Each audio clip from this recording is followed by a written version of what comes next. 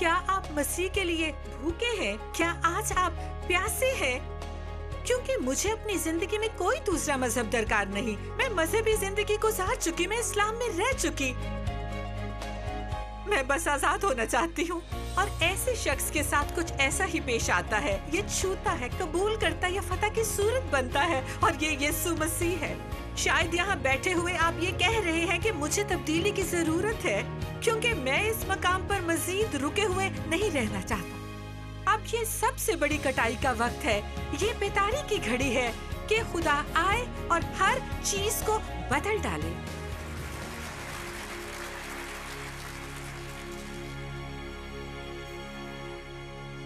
گلتیوں 2:20 میں مسیح کے ساتھ مصلوب ہوا ہوں، اور اب میں زندہ نہ رہا بلکہ مسیح مجھ میں زندہ ہے.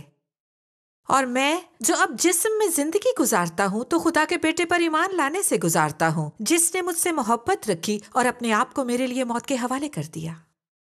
پولس فرماتا ہے کہ میں مسیح کے ساتھ مصلوب ہوا ہوں، اور اب میں زندہ نہ رہا بلکہ مسیح مجھ میں زندہ ہے.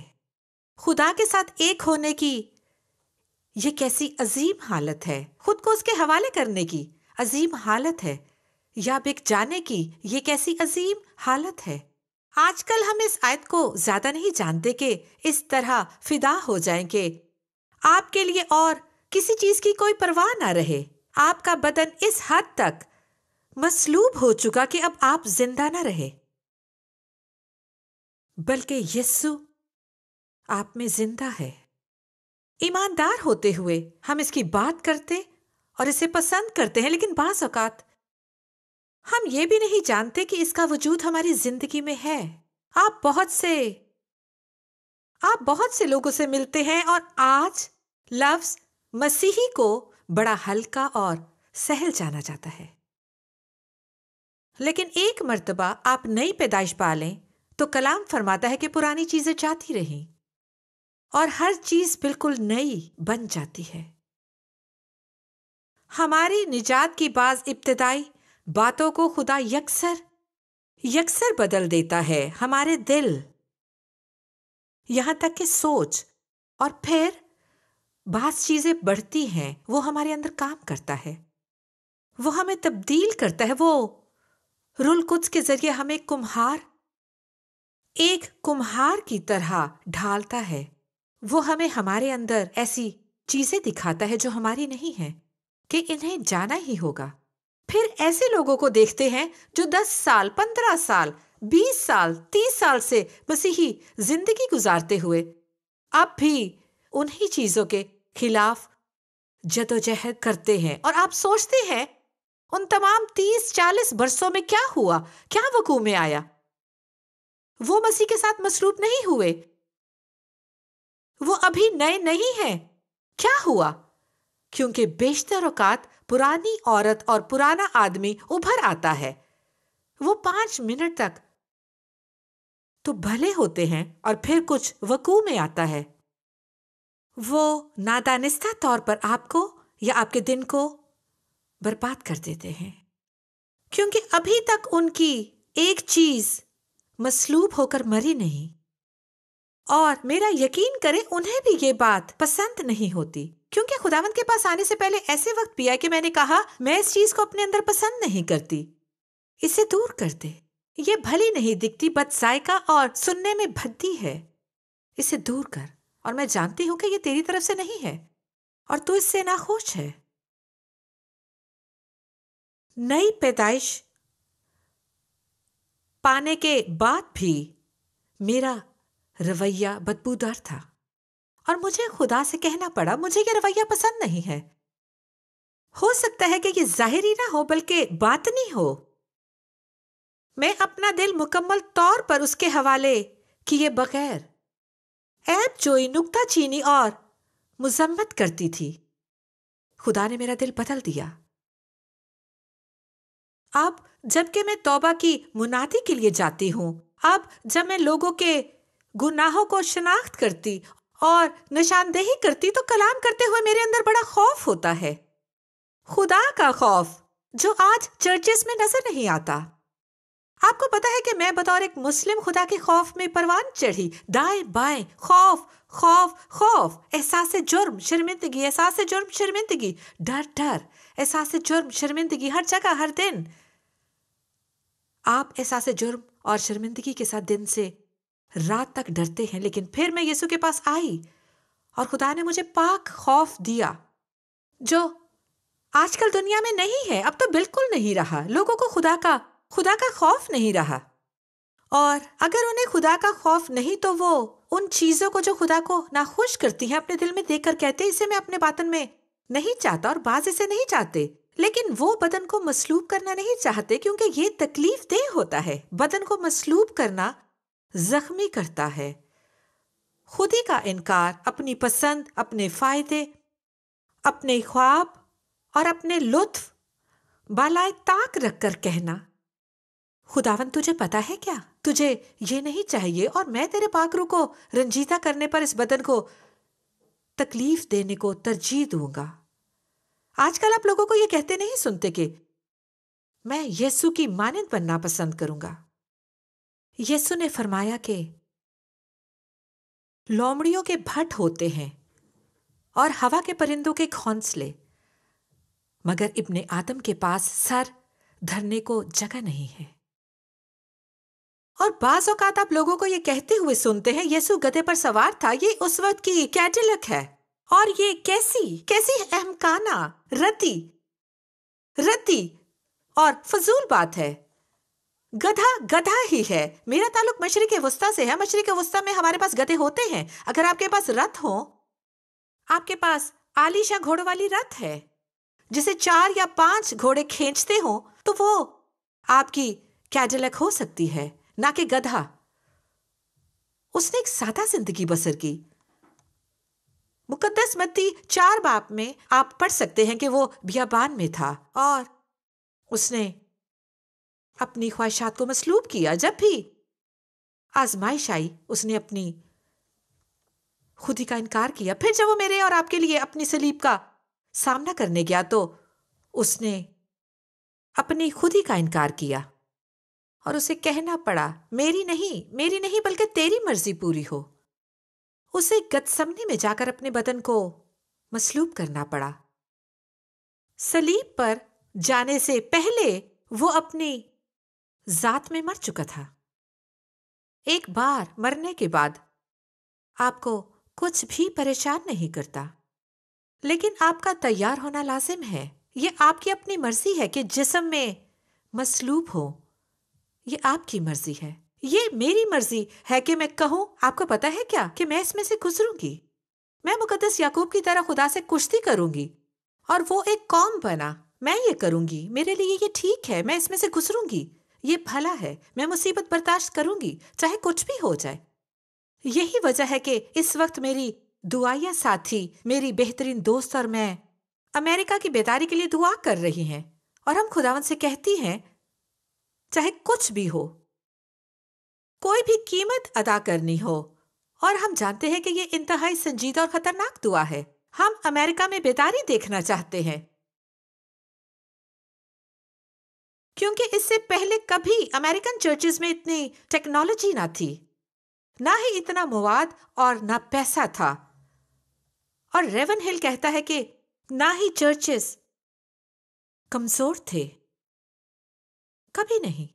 لیکن اب وقت ہے کہ کوئی کہے، آپ کو پتا ہے کیا، آپ اپنی ہستی میں قیمت چکاتے ہیں، کیونکہ خدا نے مجھ میں اور اس میں سے بدی کو نکالا۔ پہلے تو ہمیں اپنے گناہوں سے خود توبہ کرنی پڑی تاکہ ہم خدا سے بیداری لانے کا کہہ سکیں، لیکن اس کی قیمت ہوتی، اس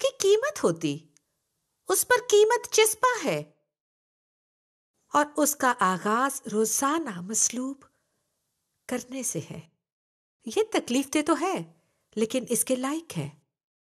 گلتیوں 5 میں مقدس پولوس ہمیں بتاتا ہے کہ روح اور بدن ایک دوسرے کے خلاف اور جنگ میں ہے۔ آپ میں 2 شخصیات ہیں اور ہم میں سے ہر کسی میں 2 لوگ ہیں۔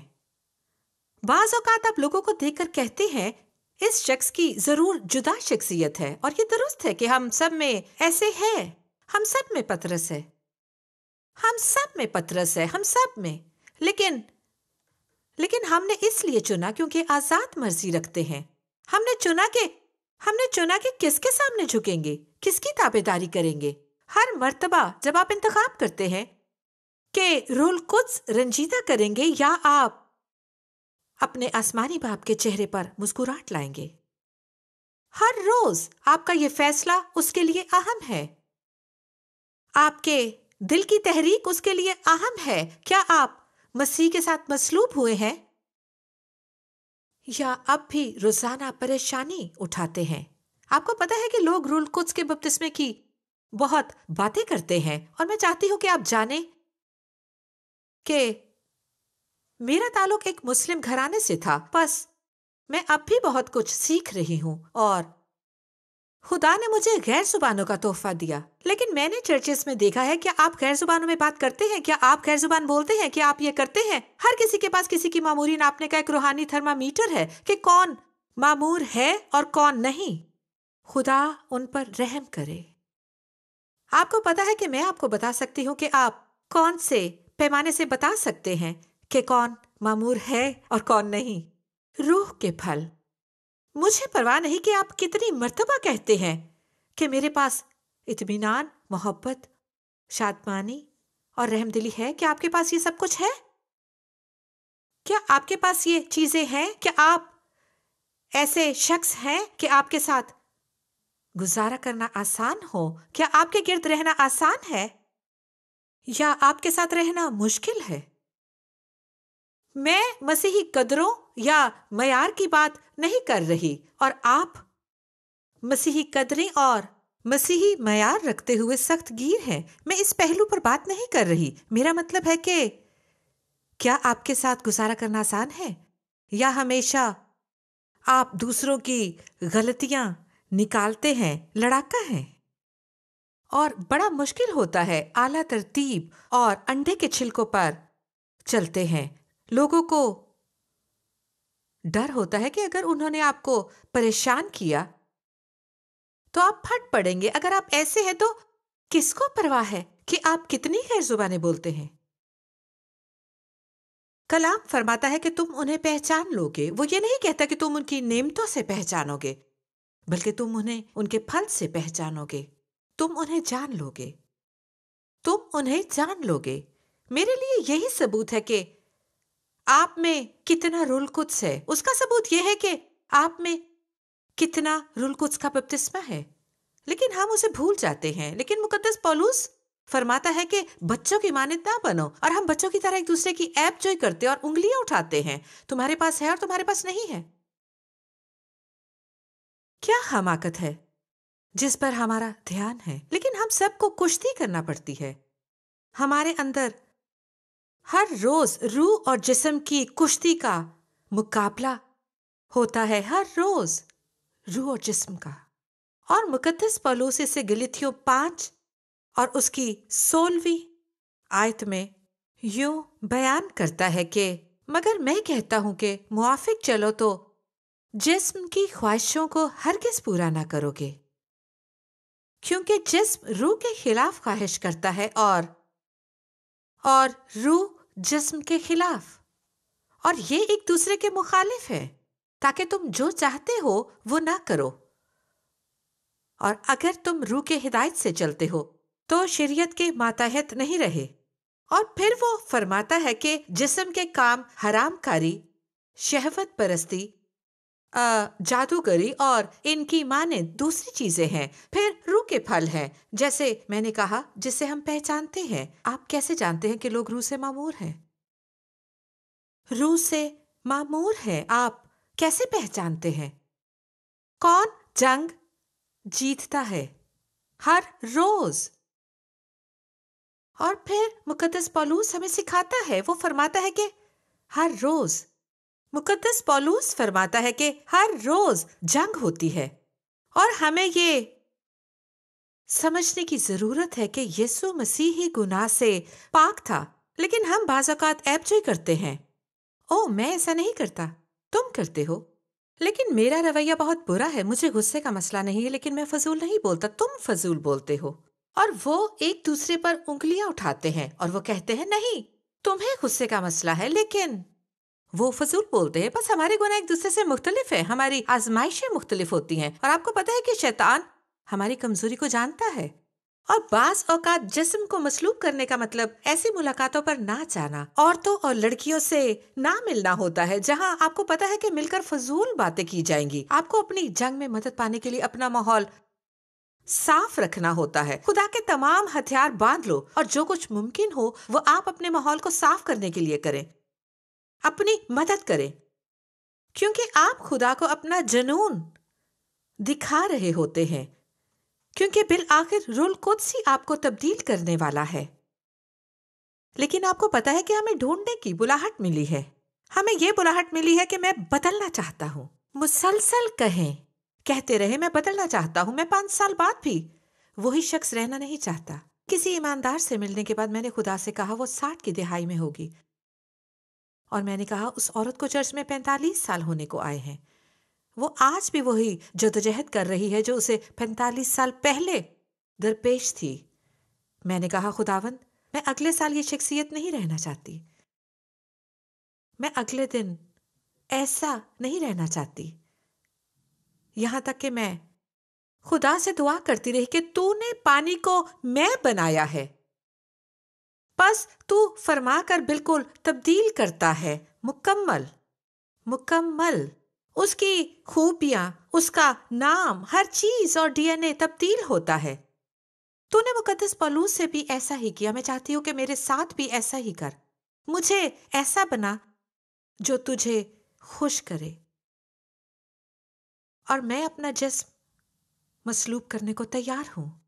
اور جب آپ اس کے پاس آتے ہیں تو یہاں فضل ہوتا ہے۔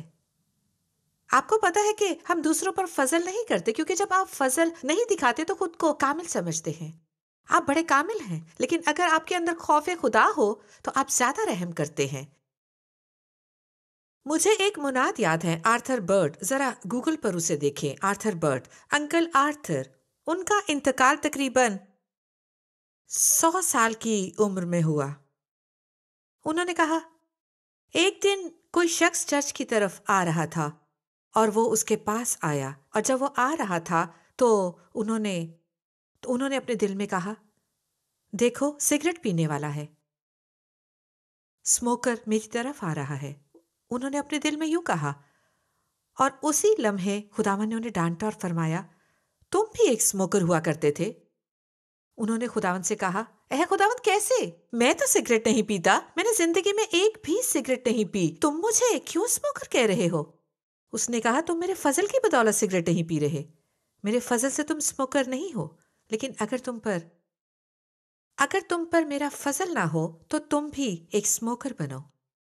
ہم سب لنگڑے ہیں، ہم سب اندھے ہیں، ہم سب بہرے ہیں، گونگے ہیں، ہم سب معذور ہیں، تاکہ خدا کے ہاتھوں کو استعمال کریں اور ہم اس کی مافوق الفطرت قوت اور اس کے جلال کے لیے تبدیل ہو سکتے ہیں۔ لیکن ہم میں سے بعض لوگ نہیں جانتے، اور خدا ہمیں بار بار حکم دیتا ہے کہ جسم کو مسلوب کریں۔ کیا ہم شدید خواہش رکھتے ہیں کہ اپنے گھٹنوں کے بل ہو جائے؟ کیا ہم اس کے ساتھ کشتی کے لیے تیار ہیں؟ میں کہیں نہیں جاؤں گی، دعائیں ہیں اور ان کی وقت بھی ایک ہفتے میں متحد بار۔ میں کہتی ہوں میں کہیں نہیں جاؤں گی، اور جب تک تو مجھے جواب نہ دے تو میرے دل سے اس کو دور کر، میں جاؤں گی نہیں، تیری حضوری چھوڑ کر نہیں جاؤں گی۔ کل ہم نے دعا کی، ٹھیک ہے، میں نے کہا کہ میں تیرے ہاتھ میں ایک چپکنے والی چیز ہوں، میں کہیں نہیں جاؤں گی۔ میں نے اصرار کیا کہ مجھے چاہیے، مجھے درکار ہے، مجھے علم ہے کہ یہ تیری مرضی ہے، کیونکہ یہ بڑا اہم ہے کہ ہم اس کی مرضی کے مطابق دعا کریں، تو آپ کی دعائیں تک بدل جاتی ہیں۔ کیا آپ نے کبھی سوچا ہے کہ آپ کی دعائیں خدا کو رنجیدہ کر سکتی ہیں؟ خود غرضانہ دعائیں، مادی دعائیں، اس سے مانگنے میں برائی نہیں، لیکن میں لالچی دعا کی بات کر رہی ہوں۔ اور جب آپ خود کو مسلوب کرتے ہیں تو آپ کی دعائیں بھی بدل جاتی ہیں۔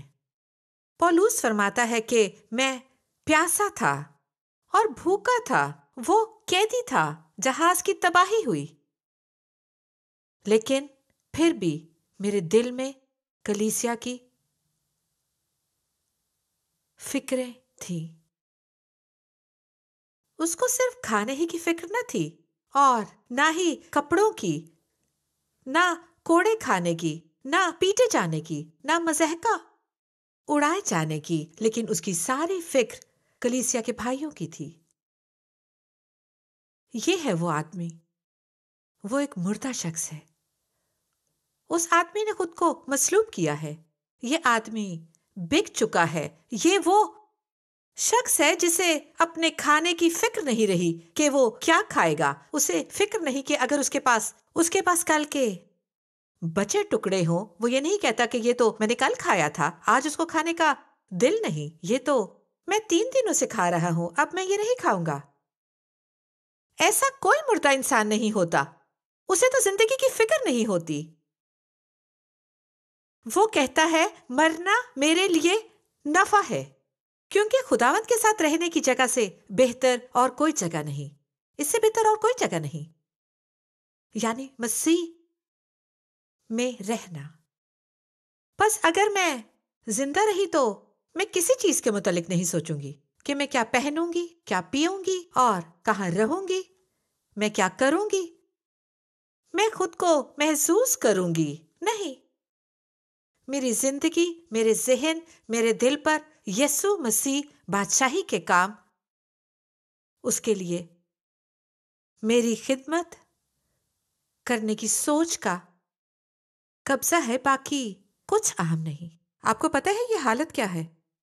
ये अपनी हस्ती में मरने की हालत है। और मैं जानती हूं कि आप में से पास लोग बड़ी चीजें चाहते हैं। आप यीशु मसीह के लिए बड़े काम करना चाहते हैं। कुछ लोग हैं जो आज ये पैगाम सुन रहे हैं। आप खुदा की बादशाही के लिए हैरत अंगेज काम करना चाहते हैं। आप बेदारी चाहते हैं। आप दुनिया को तब्दील करना चाहते हैं, और आप चाहते हैं कि दूसरे लोगों की जिंदगी में बदलाव लेकर आए। आप गरीबों का पेट भरना और जिनसी गुलामी का खात्मा चाहते हैं। ऐसे लोग हैं जो इस पैगाम को सुन रहे हैं, जो हैरत अंगेज काम करना चाहते हैं। और मैं कहती हूं कि मुर्दा शख्स से सीखें, जो मरने से पहले अपनी हस्ती में मर गया। इससे पहले कि कोई इसे अजर के मुतालिक बताए, वो पहले ही खुदी में मर गया। जी हाँ, खुदी में मर गया। उसी से सीखें, खुदी को मसलूब करें। हो सकता है कि इस पैगाम को सुनते आप सोच रहे हो कि मैं क्या कर सकता हूं। हो सकता है खुदा आपको अपनी जिंदगी में एक चीज तर्क करने का कह रहा हो। वो क्या हो सकती है? खुराक, शॉपिंग, पहनावा, वो क्या हो सकती है? हो सकता है शरीके हयात, दूसरों को खुश करना। वो क्या है? शादी को तर्क नहीं कर रहे, लेकिन वो क्या है?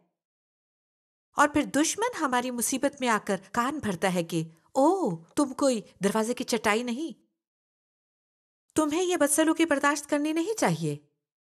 लेकिन अगर आप रूल कुद्स की आवाज पहचानते हैं, तो जानते हैं कि खुदावंद की आवाज कौन सी है और दुश्मन की तरफ से कौन सी है। मुकद्दस मत्ती 7:13, तंग दरवाजे से दाखिल हो, क्योंकि वो दरवाजा चौड़ा है और वो रास्ता कुशादा है जो हलाकत को पहुंचाता है, और उससे दाखिल होने वाले बहुत हैं। मुकद्दस मत्ती 11:7-11, जब वो रवाना हुए तो यीशु ने यूहन्ना की बाबत लोगों से कहना शुरू किया कि तुम बियाबान में क्या देखने गए थे? क्या हवा से हिलते हुए सरकंडे को? तो फिर क्या देखने गए थे? क्या महीन कपड़े पहने हुए शख्स को? नहीं, देखो, जो महीन कपड़े पहनते हैं वो बादशाहों के घरों में होते हैं। तो फिर क्यों गए थे? नबी को देखने? हाँ, मैं तुमसे कहता हूं, बल्कि नबी से बड़े को। मैं तुमसे सच कहता हूं कि जो औरतों से पैदा हुए हैं, उनमें यूहन्ना बपतिस्मा देने वाले से बड़ा कोई नहीं हुआ। लेकिन जो आसमान की बादशाही में छोटा है, वो उससे बड़ा है। और बाज़ औक़ात हम उसका गलत हवाला देते हैं और दुरुस्त समझ नहीं रखते। जो कोई उससे छोटा है, उससे बढ़कर देता है, खुद को मसलूब करता है, और वही उससे बड़ा है। और कौन हो सकता है? वही तही दस्त होते हुए बियाबान में खुदा की खिदमत कर रहा था, तौबा और खुदा की बादशाही की नजदीकी की मुनादी कर रहा था, और फिर क्या हुआ? उसका सर काट डाला गया। दूसरा सलातीन 5:26। अलीशा ने अपने खादिम से कहा, क्या मेरा दिल उस वक्त तेरे साथ न था जब वो शख्स तुझसे मिलने को अपने रथ से लौटा? क्या रुपए लेने और पोशाक और जैतून के बागों और ताकिस्तानों और भेड़ों और बैलों और गुलामों और लौंडियों के लेने का ये वक्त है? अलीशा ने पैसे वसूल करने से इनकार कर दिया जिसे उसने शिफा दी थी। उसने बदले में उससे कुछ ना मांगा। और आपको पता है कि क्या हुआ? नुमान का कोढ़ अलीशा के नौकर जेहाजी और उसकी नस्ल को लग गया। क्या ये कलाम आपके लिए है? क्या ये पैसों की मुनादी का वक्त है? क्या ये माल जमा करने का वक्त है? क्या ये वो वक्त है? नहीं, ये वक्त खुदा की खिदमत करने का है। ये जिस्म को मसलूब करने का वक्त है। ये डर कांप कर दुआ करने का वक्त है। ये खुदा से कुश्ती करने का वक्त है। ये अपनी कोठरी में जाने का वक्त है। ये अपनी जमीन पर तकलीफ और मक्कारी को खत्म करने का वक्त है। ये वक्त सच्चाई पर डट जाने का है। ये वक्त है कि हम खुद को, अपनी सोच के अंदाज को और आदात को तर्क करें, यहां तक कि अपने तखय्युल के तराशे खुदा को छोड़े जो शायद बाइबल के खुदा से मुख्तलिफ है। आप बुत बनाते और फिर उस पर ईमान रखते हैं। ओ वो ये है, ओ वो है, अगर मैं ये खरीद लूं तो वो इसे बरकत देगा। जी, जैसे वो आपका खादिम है। वो कादरे मुतलिक खुदा है। उसके शायाना शान सलूक करें और उसकी राहें आपकी राहों से बुलंद हैं और उसकी सोचें आपकी सोच से बुलंद है। जिस तरह आसमान जमीन से बुलंद है, उसकी राहें हमसे बुलंद हैं। और आज मेरे दोस्तों, आप खुदा की खिदमत करना चाहते हैं, अपने कदमों पर खड़े हो जाएं, अपने पांव पर खड़े हो जाएं और कहें, आपको पता है क्या, मैं कीमत चुकाऊंगा, मैं जिस्म मसलूब करूंगा, मैं अपनी राहें तब्दील करूंगा। मुझ में कुवत नहीं, लेकिन उसमें कुवत है। और जब तक मैं उसे तलाश ना कर लूं, मेरी शिद्दत बढ़ेगी। मैं अपने घुटने टेकूंगा, कुछ भी हो जाए, मैं अपने बदन को मसलूब करूंगा, हस्ती में मर जाऊंगा कि अपने खुदा की खिदमत करूं।